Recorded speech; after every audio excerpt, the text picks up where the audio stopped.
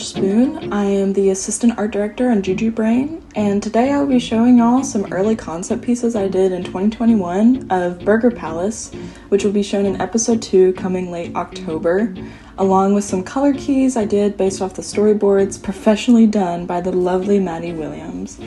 And I just wanted to go in and just roughly lay out kind of an idea of what Burger Palace could be. So just going in with some like really flat colors, figuring all of that out. I know I wanted to go for more like royal oranges and golds and purples. And then I also wanted for this piece to kind of make it look like it was like a movie poster in a way. I thought it would be good promotional art for Juju Brain if later down the road they wanted to use it for anything. And then I also thought it would just be really fun with Chris and Juju, like the first moment them saying Burger Palace, and then there'd just be a classic just them saying Burger Palace, and then that was just kind of my idea for this piece. And this just really, really rough. I wasn't trying to make all of the edges perfect. I think this might have been like an early morning sketch as I was starting off my day before I got into the nitty-gritty of the real work. And honestly, this is one of the final pieces for the show that I really, really loved just because it was so loose. So I think the colors came a lot better with those different changes. And then now we're going into the second concept piece for Juju Brain, the inside of Burger Palace and what that looked like. And I think this was the first actual piece during my internship back in 2021 during the summer, where I felt like I was getting a sense of what Juju Brain could look like and figuring that out shape-wise and color-wise. Very vibrant and kind of pearly in a way, iridescent color palette. But at the beginning of this piece, it's so not that. Because I'd actually done like 3 or 4 drawings before this, trying to figure out the composition, trying to figure out the color, trying to figure out like the story that I wanted to tell with this piece. I wanted to make sure that all of those notes were hitting, and I just could not get it, and it was driving me crazy. And then finally I deleted everything and I started fresh and I started drawing this one. And yeah, I was just really, really happy with the way that it turned out. And this is also the first time me figuring out, like, I think that the reflections on the ground really showcased in this piece, along with like what the background characters could look like. I think this was also the first time I started drawing background characters in my concept art. And like you can see here, these are early concept like character designs of Juju's mom, Claire, and Juju and Chris. But it went through a lot of different stages, let me tell you. So that's the finished piece. I was really happy with how that one turned out. And then now we're going on to color keys. So just a brief synopsis of what color keys are if you don't know. If you do know, I love color keys. I love doing color keys so much. It's like my favorite process of being an assistant art director is basically I go into these storyboards that Maddie Williams had done, and I basically draw over them, kind of fill up the space a little bit more and make it more concrete, and make a color concept for the background artists to take and kind of finalize. And so this is just kind of an inspiration piece and figuring out the direction that we wanted to go with the inside of Juju Brain. So in the first episode, we kind of get a sense that Juju has like kind of her own little mind world, and that's seen through doodles. But in episode 2, we actually go inside her brain and see these fantastical worlds that she has created, and one of those being a Candyland. I really love doing this because I didn't have to worry about figuring out the composition for this piece. Maddie did an amazing job. I love the candy canes in the foreground and the trees off to the side, kind of bringing in that real world concept. But yeah, this is the finished piece, and about to go into kind of another shot in that scene where the candy ball, she throws it up in the air and it explodes, and it's just really fun. And I had so much fun drawing these. Like, this was kind of the first color keys that I had done for the show, and I was just having a blast drawing this. I loved the like purpley sky and the like ground reflections on the candy ground, and yeah, just all of the colors were just really fun to work with. I'm kind of color correcting Juju. I always start each piece going off of the base colors that we have for the character designs of Juju, and then I just slightly color correct them to kind of better fit in the world. So yeah, there's that, and she's having a blast with her candy ball.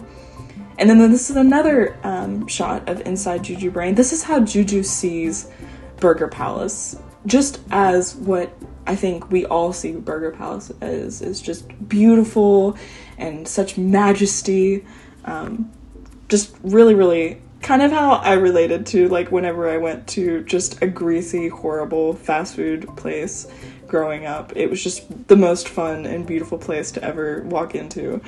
And it was fun to kind of capture that feeling with this Inside Juju Brain concept art. And these colors were also something I hadn't worked with before. I was figuring out the stained glass and like making sure that everything's not too saturated and bright, but bringing in like, okay, what are the colors that I already worked with from the concept art? And that's what also was really nice about these color keys, is that I had created so much concept art earlier before that I could reference back to and just kind of use those colors again, and that was so helpful to have that. Very excited for y'all to see like all of these backgrounds kind of really come to life. I was able to actually see the compiled animation for this episode very recently, which is why I wanted to make this video, kind of showcasing the early process of making these Juju Brain color keys. And the background artist just did a brilliant, amazing job like translating these pieces into something that's actually like animatable upon. So this is just another shot of her inside Juju Brain, and her and Chris have just taken over Burger Palace, and it's their place. And then what you saw a little bit earlier before, Julie, the creator of Juju Brain, asked that a lot of the like text, she thought it would be really fun if they were all like bubble letters, and so I just went in and just made my own text that way I could like copy and paste that into any of the pieces that I made.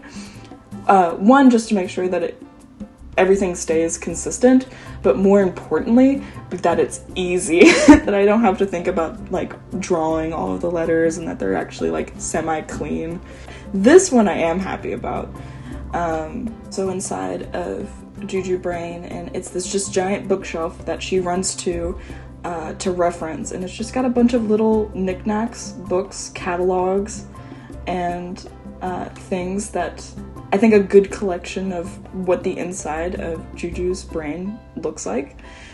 I really just love the concept that it just looks like an office building or a giant library. But if you've seen other behind the pencil videos, I love backgrounds like this where I can just hide a bunch of like little mementos, like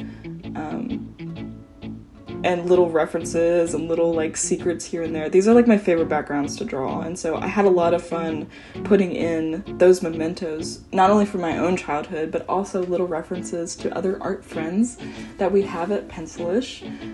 So like baseball bats, we have a little a Yoshi egg, because we love Mario Kart here. We love Mario Kart. We have a little teddy bear, some frogs, we have some cereal, streamers, and I was, like I said earlier, I was recently showed the compiled animation for episode 2, and the final background artist who did this background did an amazing job. Like, I was blown away. I could not stop staring at it because they added so much more to it. And I was happy to see that they were able to do that, but and then also happy to see that like still some of the knickknacks that I put in there were still around. And it's just crazy because this is out of all the pieces that I've shown in this video, this is one of the pieces that took the absolute longest for me to do, just because of all the little details.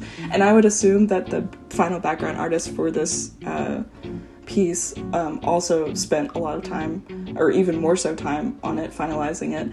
And what's so funny is that it's probably only shown for a couple of seconds, and that is the beauty of background art, people. Like, just so much time and love spent into these, and then they're only shown for like 2 or 3 seconds. So when you guys watch episode 2, make sure to pause and look for these hidden gems and try to find all the hidden stuff that we put in these, because I feel like I try to hide as much little references or little jokes here and there, like little dumb sayings in the backgrounds. I try my hardest, because then it makes it fun for people who do like to look at all that stuff. But yeah, I was super happy with how this turned out, and I hope you guys all enjoyed watching this behind the pencil, and I will see y'all later. Go check out the other videos here on the Pencilish channel. We have a lot coming up, and I'm really excited for y'all to see what we have going on. Alright, see ya, bye!